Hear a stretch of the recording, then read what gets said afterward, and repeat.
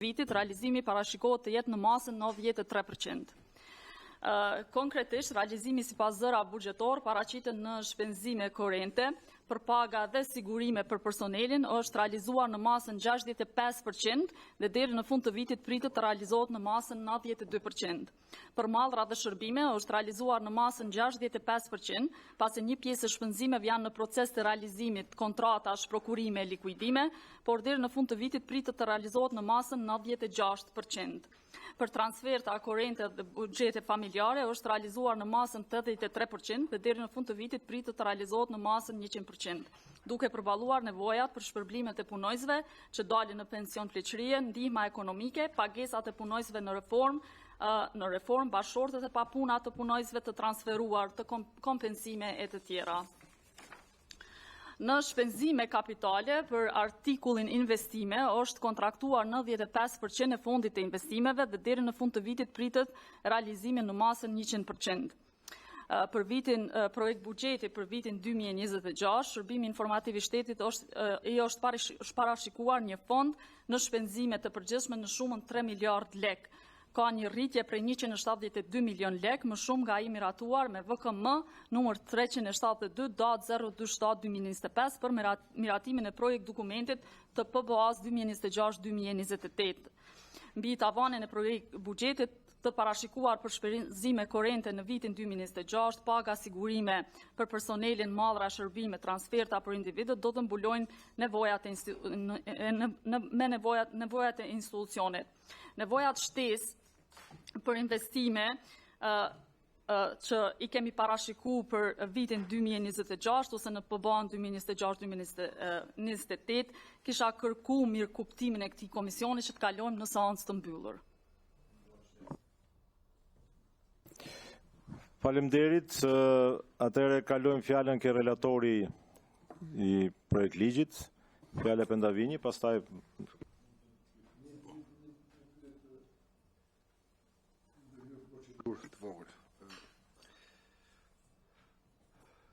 Ne kur kërkuam që buxhetit, zoti kryetar, të jetë transparent për qytetarët, nuk kërkuam që të ketë një preambull të buxhetit, na bëhet publike vetëm preambula që mendon zonja drejtuese e shërbimit dhe pastaj asgjë tjetër.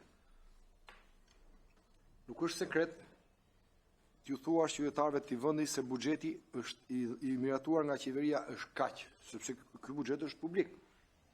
Nuk është sekret shtetëror t'ju thuash qytetarëve të vendit që kërkesat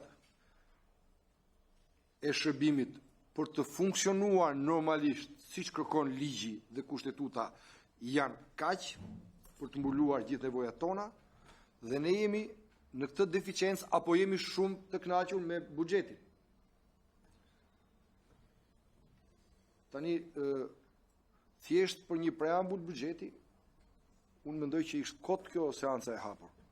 Ne po tallemi me qytetarët në rast se do të vazhdojmë kështu. Ju a theksoj zoti kryetar. Unë jam deputet i vjetër, këtu në atë vend janë ulur disa krerë shërbimesh përpara zonjës, sikundërse është ulur më përpara edhe zonja dhe ka raportuar shifra këto që po flas unë. Është hera e parë në 35 vite, 34 vite parlament pluralist që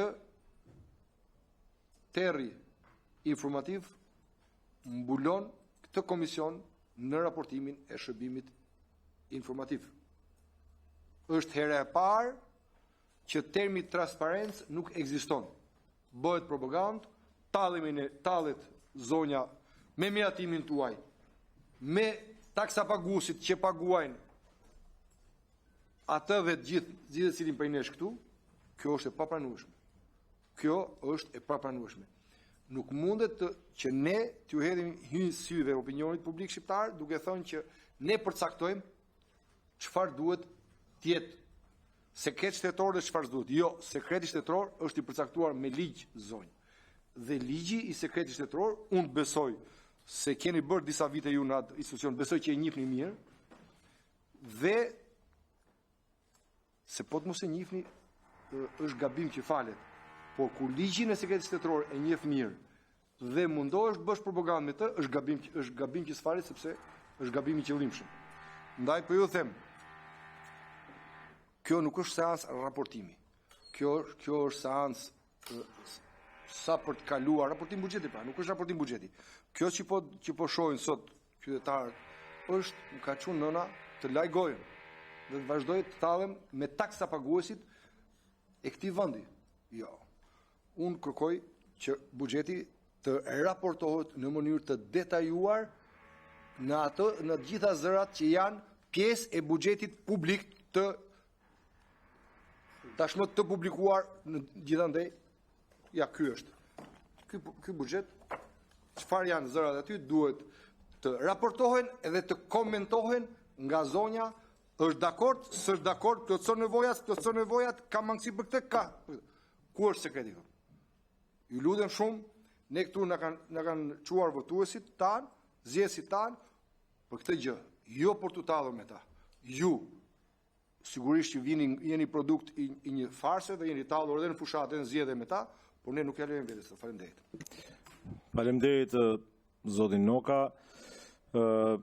Dëgjojmë edhe relatorin, edhe pastaj nëse me pyetje konkrete mund të kemi gjëra që nuk janë sekret, mund t'i plotësojmë gjatë seancës së pyetjeve që nuk recon.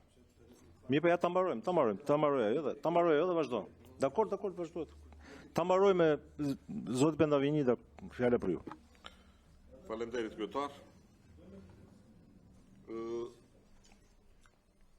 Buxheti për Shishin sot e relatoi edhe kryetaria e Shishit, e cili është rreth për vitin 2026 do të jetë rreth 3 miliard lek ose 172 milion lek më shumë se sa tavani buxhetor i miratuar për 26-28, për përbanin 26-28. Por kjo nuk është, ka të drejtë edhe zoti Noka, që kjo nuk është një buxhet i cili mund të krahasohet edhe mund të flasim vetëm për pjesën e tabelave financiare, sepse në mjedisin që ne ekzistojmë sot, ku edhe Shqipëria është pjesë, padyshim që është shumë e rëndësishme dhe shërbimi informativ